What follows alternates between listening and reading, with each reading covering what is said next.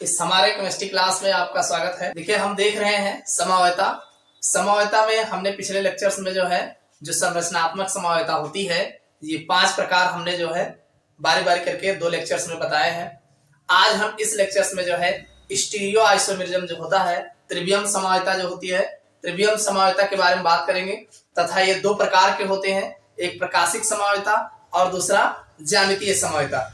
दोनों के बारे में एग्जाम्पल सहित देखने वाले हैं। अगर आपने पिछला लेक्चर्स नहीं देखा है तो नीचे डिस्क्रिप्शन में आपको प्लेलिस्ट मिल जाएगा, वहां से जो है आप हमारे पिछले लेक्चर्स को देख सकते हैं। देखिए हिंदी मीडियम की केमिस्ट्री क्लास है, इसमें अगर आप अपना बोर्ड एग्जाम्स की तैयारी करना चाहते हैं, चाहे यूपी बोर्ड का एग्जाम हो, चाहे आप जो है किसी अन्य बोर्ड एग्जाम्स की तैयारी करना चाहते हैं, तो हमारे इस चैनल पर जो है आपको कंप्लीट जो है बोर्ड एग्जाम्स की तैयारी जो है केमिस्ट्री की कराई जाती है। आप अपना बोर्ड एग्जाम्स की तैयारी जो है बेहतर कर सकते हैं। चलिए हम देखते हैं ये त्रिवियम समवायता क्या होती है। देखो अगर हम त्रिवियम समवायता की बात करें, स्टीरियो आइसोमेरिज्म की बात करें, तो देखिए संरचनात्मक समवायता में क्या था कि आपने देखा कि जितने भी समवायता थे उन सब में जो है उनकी संरचना में ही भिन्नता होने के कारण जो है उनके भौतिक एवं रासायनिक गुण अलग अलग होते थे। अब यहाँ पे जो त्रिवियम समवायता है, ये जो है यौगिकों का अणुसूत्र इसमें भी समान होगा, बस इनकी क्या है कि इसमें जो परमाणु या परमाणु समूह लगा होगा, कोई परमाणु अगर लगा है या कोई परमाणु समूह लगा होता है तो इसकी आकाशीय व्यवस्था भिन्न होती है। यानी वो जहां तहां लगा तो रहता है अपने स्थान पर, बस केवल उसकी आकाशीय त्रिवियम व्यवस्था जो है भिन्न होने के कारण उनके भौतिक एवं रासायनिक गुण अलग अलग होते हैं। तो ऐसे यौगिकों को त्रिवियम समवायवी तथा उनके इस गुण को त्रिवियम समवायता कहते हैं। यानी जब यौगिकों के अणुसूत्र समान हो परंतु उनमें उपस्थित विभिन्न परमाणु या परमाणुओं के समूहों की आकाशीय व्यवस्था में भिन्नता होने के कारण, किसकी कौन सी व्यवस्था, आकाशीय व्यवस्था में भिन्नता होने के कारण उनके भौतिक एवं रासायनिक गुण भिन्न भिन्न होते हैं। तो ऐसे यौगिकों को त्रिवियम समवायवी तथा उनके इस गुण को त्रिवियम समवायता कहते हैं। अगर इसके एग्जाम्पल की बात करें कि त्रिवियम समवायता किसमें आपको देखने को मिलेगा, तो देखिए त्रिवियम समवायता हम आपको बताते हैं कि ब्यूटीन 2 अगर हम एग्जाम्पल के तौर पर देखें तो जो ब्यूटीन 2 है, अब ब्यूटीन 2 का अगर स्ट्रक्चर देखा जाए तो ये आपका CH3 होगा, C होगा और इधर H होगा, ये डबल बॉन्ड होगा और ये आपका CH3 होगा और ये H होगा। इसी तरीके से इसका जो दूसरा स्ट्रक्चर बनेगा, ये CH3 हो जाएगा, C हो जाएगा, डबल बॉन्ड H और ये C रहेगा। अब की बार H इधर कर देते हैं और CH3 इधर कर देते हैं। अगर इसका नाम की बात करें तो मेथ एथ प्रोब्यूट, ये आपका ब्यूटीन 2 है। अब चूंकि ये एक ही साइड में एक ही टाइप का है तो इसे सिस ब्यूटीन बोला जाता है।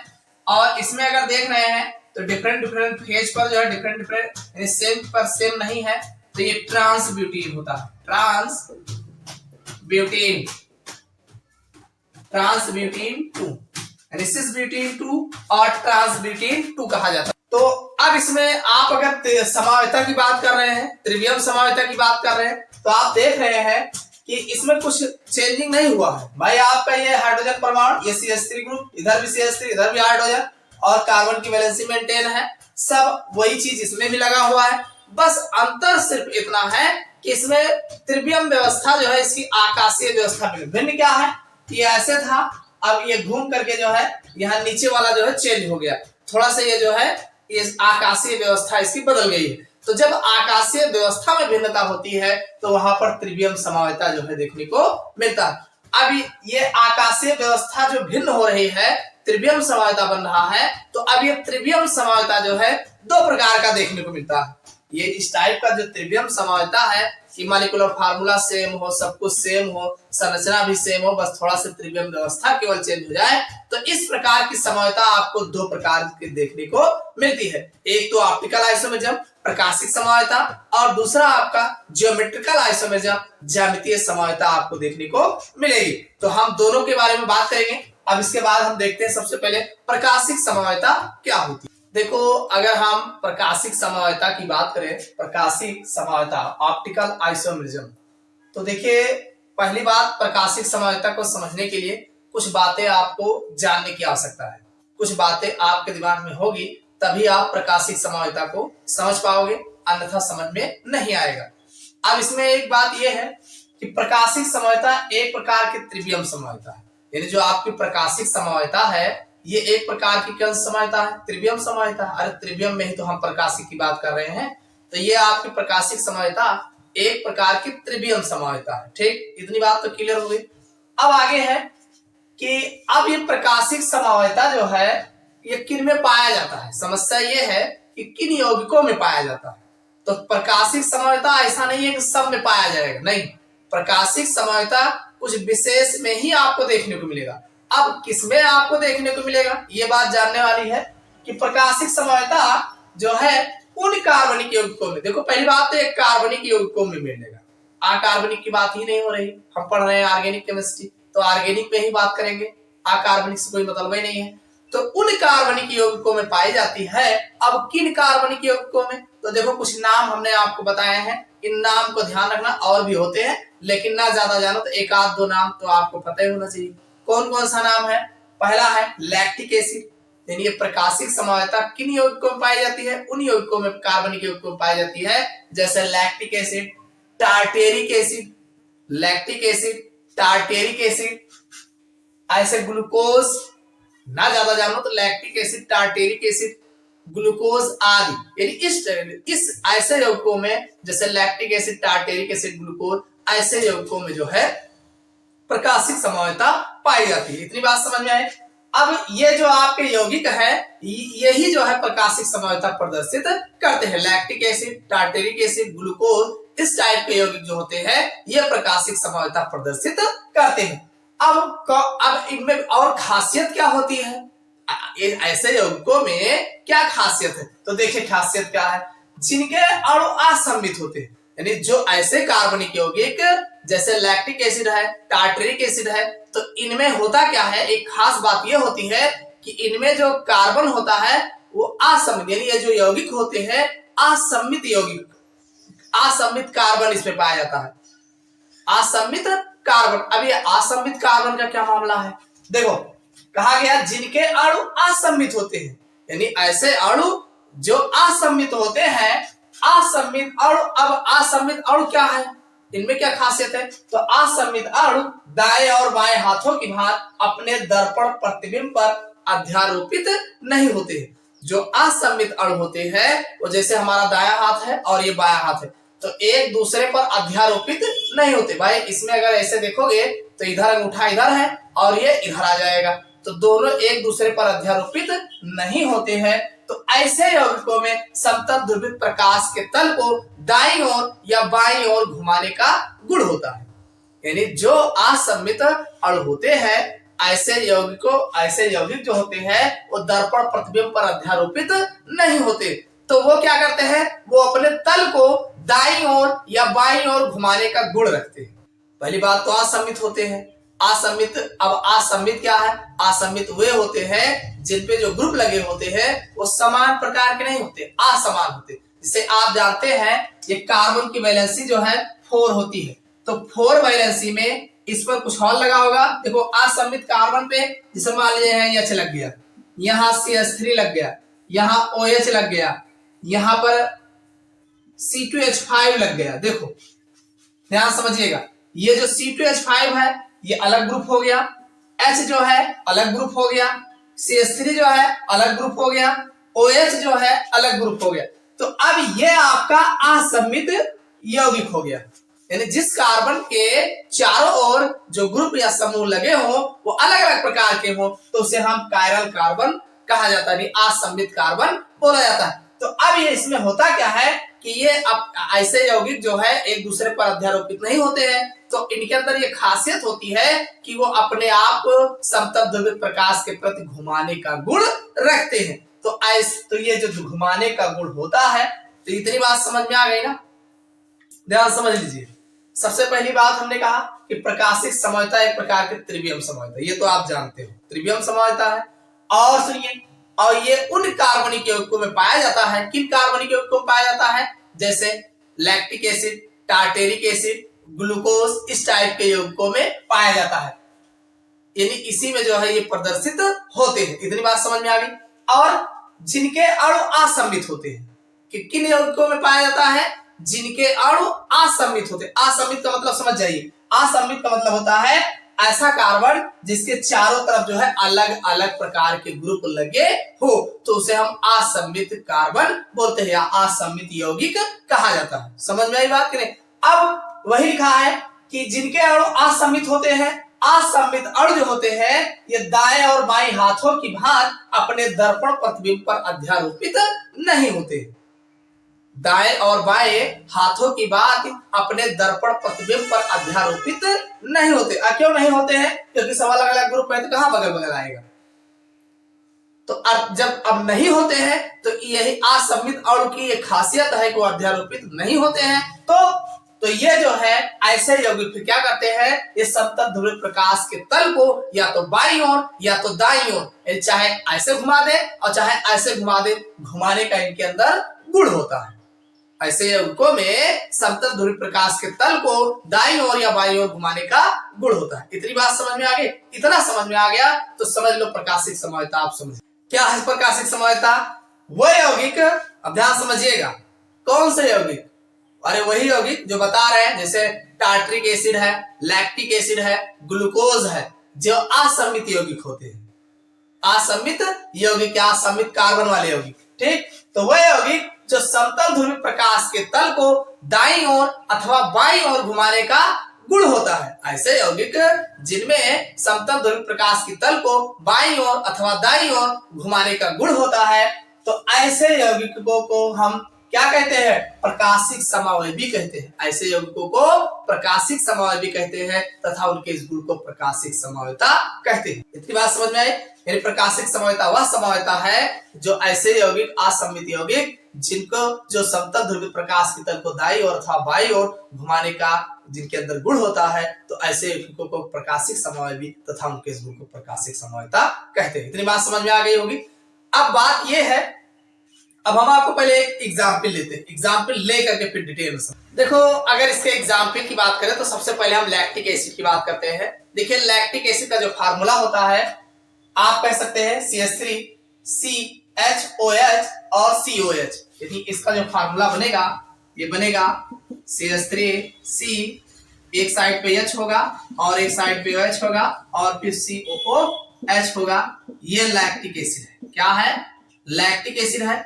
लैक्टिक एसिड में आप देख रहे हैं ये आपका कायरल कार्बन है। हमने कहा नहीं एक कार्बन ऐसा होगा जो असममित होगा, तो ये एक कायरल कार्बन है। आप देख रहे हैं कार्बन की वैलेंसी 4 होती है, तो 4 वैलेंसी यहाँ पर भी है। एक पर OH लगा है, एक पर CH3 लगा है, एक पर H लगा है और एक पर COOH लगा है।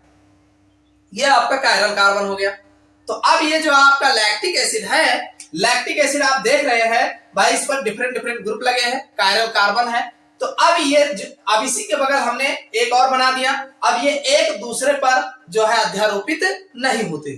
कहाँ अध्यारोपित होंगे? इधर OH है तो इधर H लगा, तो अध्यारोपित नहीं होते हैं। और ये मिरर लगा है, बीच में मिरर है, यानी दर्पण प्रतिबिंब पर एक दूसरे पर अध्यारोपित नहीं होते हैं। यानी एक ऐसा है तो दूसरा ऐसा है, कभी भी एक दूसरे पर जो है आएगा नहीं। क्यों नहीं आएगा भाई? इधर OH लगा, इधर H, इधर ही OH लगा, इधर H लगा, तो एक दूसरे पर नहीं आएगा।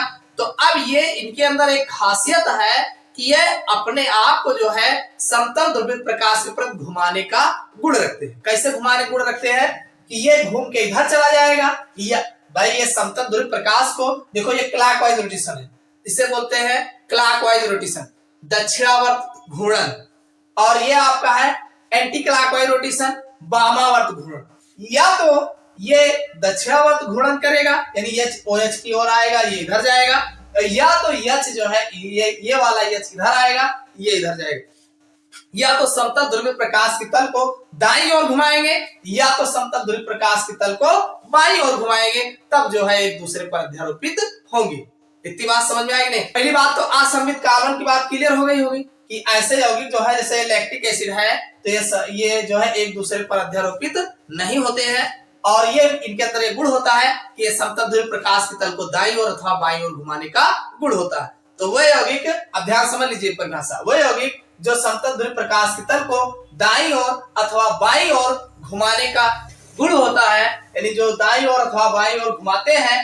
बात यह है कि ये जो आपका है ये प्लस लैक्टिक एसिड है, क्योंकि ये दाईं ओर घूम रहा है, और ये बाईं ओर घूमेगा तो ये माइनस लैक्टिक एसिड। बात समझ में आई नहीं? यानी इनके गुण अलग अलग होंगे और इनके जो है गुण अलग अलग होंगे। भाई इसका गुण जो होगा वो अलग होगा और इसका गुण अलग होगा। अब अंतर क्या है? केवल ये प्लस है और ये माइनस है, बाकी तो सब वही है।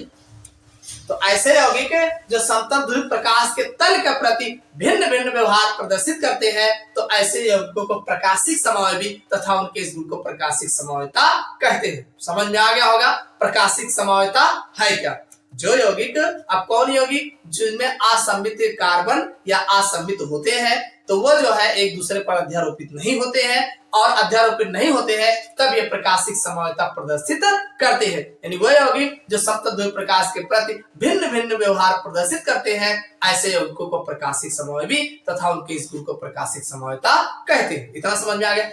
अब जो समतल ध्रुवीय, अब आगे इसी में है कि जो समतल ध्रुवीय प्रकाश के प्रति जो है क्लॉकवाइज रोटेशन करता है, दाईं ओर घूर्णन करता है, दाईं ओर यानी ये घड़ी के चलने की दिशा ये दाईं ओर है, इसी को क्लॉकवाइज रोटेशन करते हैं। कि अगर वो क्लॉकवाइज रोटेशन करता है तो उसे प्लस लैक्टिक एसिड, इसे प्लस लैक्टिक एसिड बोला जाएगा, और जो बाईं ओर घूर्णन करता है उसे माइनस लैक्टिक एसिड कहा जाएगा। इतनी बात समझ में आई?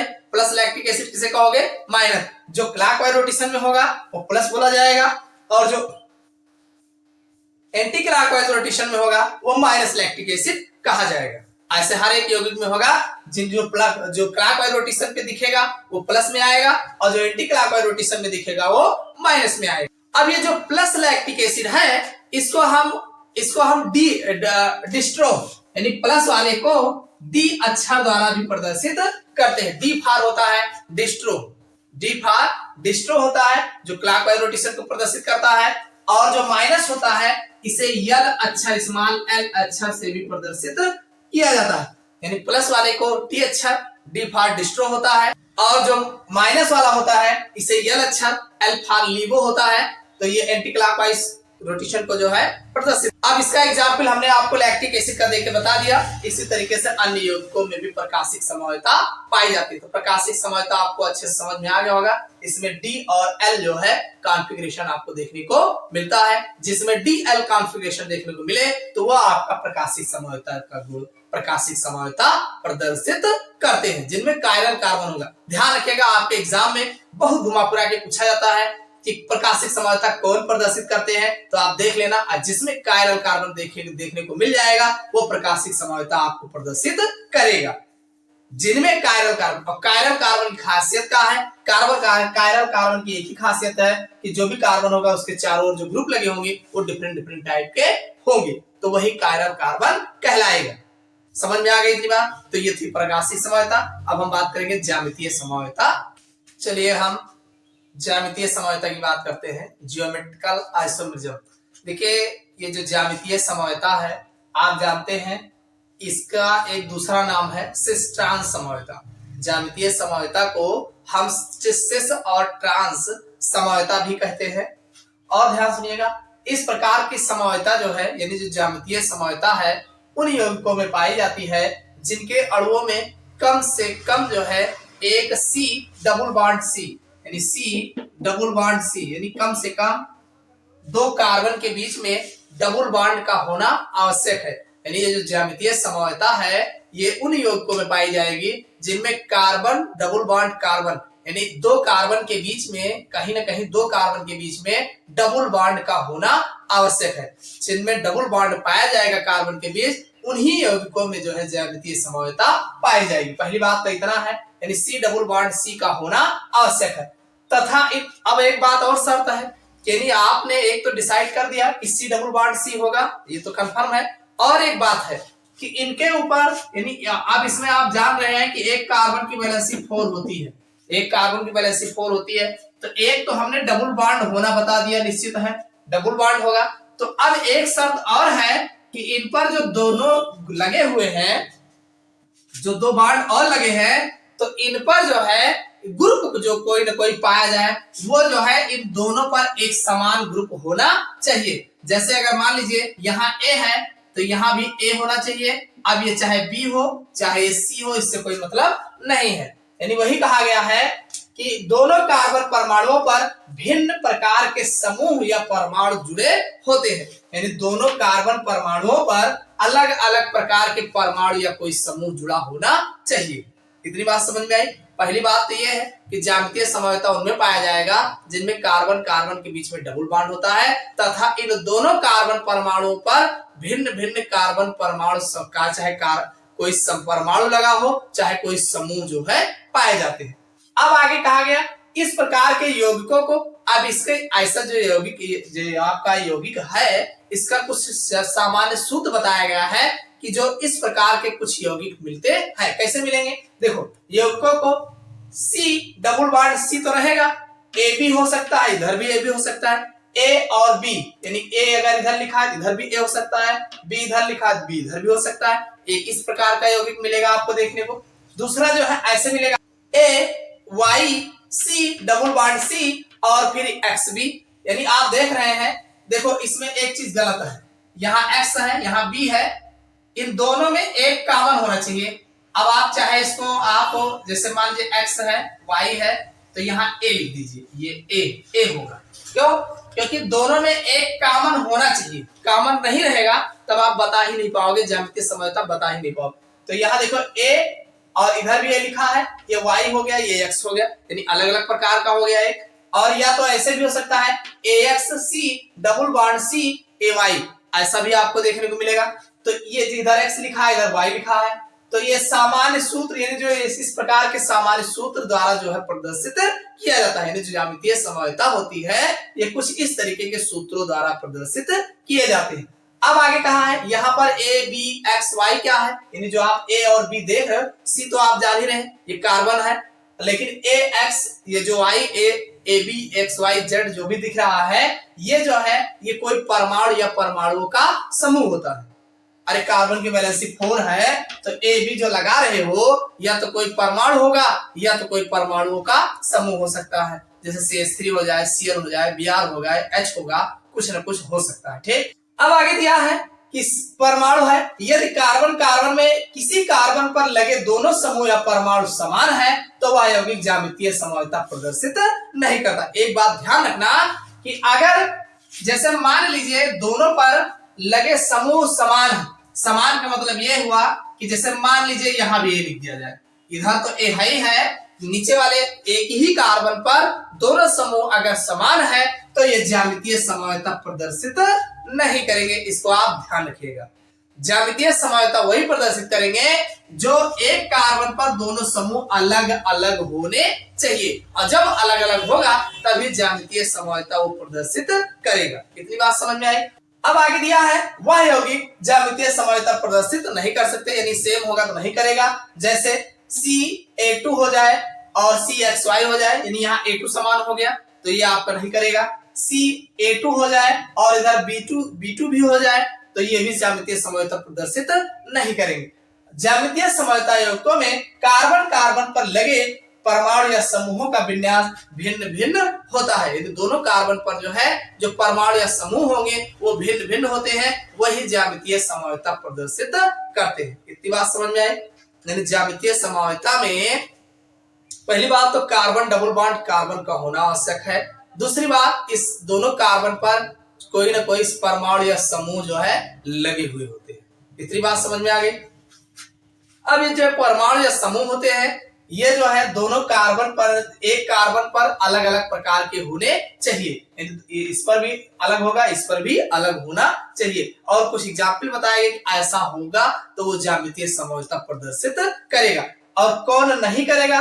भाई जिस पर समान, जैसे यहाँ पर समान लग गया इस कार्बन पे समान है तो जो समान ग्रुप वाले होंगे कार्बन उसमें जो है ज्यामितीय समवायता प्रदर्शित नहीं करेगा। अब मैं आपको एक ज्यामितीय समवायता का एक जनरल एग्जाम्पल बताते हैं। देखिए अगर ज्यामितीय समवायता के एग्जाम्पल हमने आपको बताया, ये कार्बन कार्बन डबल बॉन्ड हो गया, ये ए लगा है, ये बी है, ये ए है, ये बी है, यहाँ पर भी ये इसी का ये ट्रांस रूप है, ट्रांस रूट और सिस ट्रांस समवायता भी कहते हैं। तो जानिए सिस और ट्रांस क्या है, ध्यान समझिएगा। देखो जब एक ही साइड में देखो इस कार्बन पर भी और इस कार्बन की बात हो रही, इस कार्बन पर और इस कार्बन पर दोनों एक साइड में एक ही टाइप के ग्रुप हो, एक साइड में एक ही टाइप के ग्रुप होंगे तो वो आपका सिस रूप होगा। और जैसे अब कोई जरूरी नहीं है, अब जैसे यहाँ बी लगा है, दोनों साइड में बी लगा है तो जाहिर सी बात ये भी सेम हो जाएगा। कुल मिला के एक साइड आप देख के चलेंगे, कोई जरूरी नहीं दोनों साइड में बराबर हो जाए। एक साइड में अगर आपका सेम होगा तो सिस रूप होगा, और जब आपका डिफरेंट हो जाएगा तो ट्रांस रूप होगा। जैसे अगर इधर देखेंगे तो ये बी हो गया, ये ओ हो गया, इधर भी ए और बी, कोई इधर से कोई मायने नहीं रखता, मायने एक साइड का है। चाहे जिधर हो, एक साइड में अगर वो डिफरेंट होगा तो ट्रांस होगा, अगर वो सेम होगा, अगर सेम दिखा यानी इस यौगिक में अगर एक साइड में कोई भी साइड में सेम दिख गया तो सिस होगा। अगर एक साइड में कहीं पर भी डिफरेंट यानी सेम नहीं होना चाहिए, अगर सेम नहीं है तो ट्रांस, यानी समान है तो सिस और अलग अलग है तो ट्रांस। तो ये जो है ज्यामितीय समयोता प्रदर्शित करते हैं। अब एक एग्जाम्पल हम आपको लेकर के बता, जैसे सपोज करिए ये CH3 है, C है, ये H है, ये डबल बॉन्ड है, C है, CH3 है और ये H है। इसका नाम है प्रोब्यूट सिस 2 ब्यूटीन। और ध्यान सुनिए, ये सिस होगा, इसी का ट्रांस रूप जब बनाएंगे CH3C, ये H हो जाएगा, डबल बॉन्ड C, ये H इधर कर देंगे और ये CH3 इधर कर देंगे तो ये होगा ट्रांस 2 ब्यूटीन। समझ में आई बात? देखो इसमें ये सेम दिख रहा है तो सिस होगा, ये 2 ब्यूटीन है, दूसरे कार्बन पे जो है डबल बॉन्ड लगा है तो ये ब्यूटीन होगा। इसी तरीके से एक ट्रांस है, देखो आपको डिफरेंट दिख रहा है, ट्रांस होगा, और दूसरे कार्बन पे 2 लगा है तो 2 ब्यूटीन होगा। दोनों सेम है, बस केवल ये सिस है और ये ट्रांस, तो ये जो है ज्यामितीय समयोता जो है प्रदर्शित करते हैं। तो ज्यामितीय समयोता जो है इस तरीके के जो भी यौगिक पाए जाएंगे जिनमें जो है दोनों में एक जो है समान ग्रुप लगा होगा, सब परमाणु या समूह लगा होगा, तो वो ज्यामितीय समयोता प्रदर्शित करेंगे। ज्यामितीय समयोता को सिस ट्रांस समयोता भी कहते हैं। क्यों कहते हैं? क्योंकि सेम होगा तो सिस होगा और अलग अलग होगा तो ट्रांस होगा। तो ये समझ में आ गया होगा ज्यामितीय समयोता क्या होती है। ज्यामितीय समयोता में कम से कम 2 कार्बन पे डबल बॉन्ड होना आवश्यक है, यानी 2 कार्बन के बीच में डबल बॉन्ड होना आवश्यक है, दोनों कार्बन पर एक ग्रुप सेम लगा होना चाहिए, तो वो ज्यामितीय समयोता प्रदर्शित करते हैं। समझ में आ गई बात? कंपटीशन में जो भी दिया जाएगा तो पूछा जाता है सिस ट्रांस समयोता किसे कहते हैं, तो ये ज्यामितीय समयोता है। ज्यामितीय समयोता एक प्रकार के त्रिवियम समयोता है, ये भी जानते हो आप, तो इतना आपको समझ में आ गया होगा। तो ये आपकी समयोता जो है आपका कंप्लीट हो गया। हमने 3 लेक्चर में जो है पूरी कंप्लीट समयोता बता दिए है एग्जाम्पल के सहित। अब आप एग्जाम्पल अपने बुक से या जैसे तैसे करके आप देखिए, करिए, तुरंत समझ में आएगा, ऐसा नहीं कि आपको समझ में नहीं आएगा। फिर अगले लेक्चर्स में किसी नए टॉपिक पर बात करेंगे।